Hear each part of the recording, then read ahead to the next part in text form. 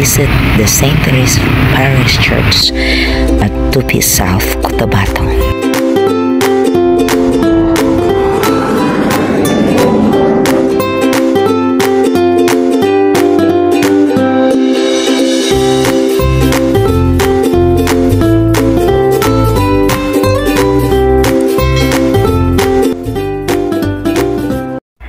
St. Therese Parish Church is located in the heart of my hometown, Tupi South, Cotabato.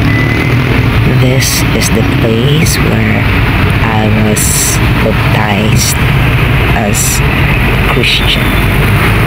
This is also the place where I finished my elementary school and high school levels.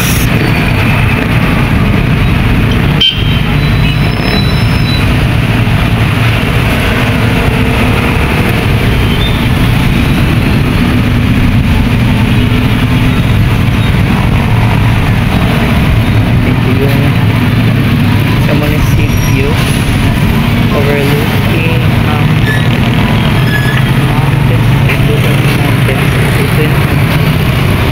puntang Biansan from Tupi.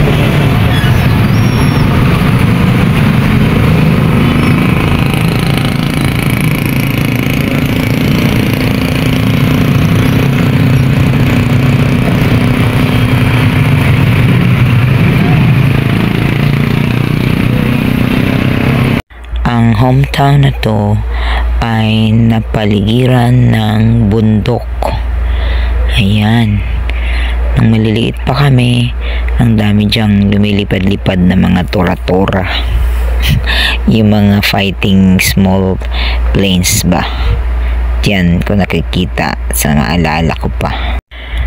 Pero sa ngayon, syempre, peaceful naman na ang Tupi South, Cotabato at naging progressive na rin dahil sa mga magigiting na mga namumuno.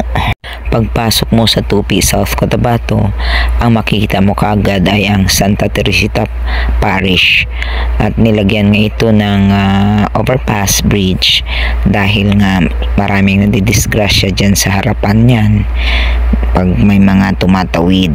Kaya ang speed dyan ay binaba sa normal speed dahil nasa ng mga sasakyan dahil nga kalimitan may nadidisgrasya dyan sa pagtawid from the church or going to the church.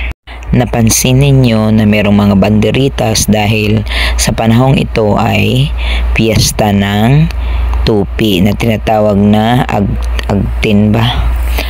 Yan siya, piyesta ng Tupi noong September 11 yata yun. Yan. Kung ikaw ay nandito, mararamdaman mo na napakalamig ng lugar na ito. Para rin siyang Baguio City when it comes to climate. Araw-araw umuulan. Kaya naman, pwede ninyo itong isama sa listahan ng inyong mga gustong puntahan, ang Tupi South, Cotabato. Hanggang sa muli, maraming salamat sa inyong panonood.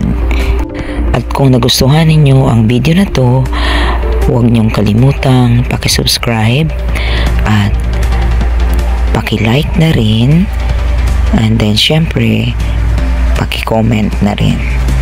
Maraming salamat.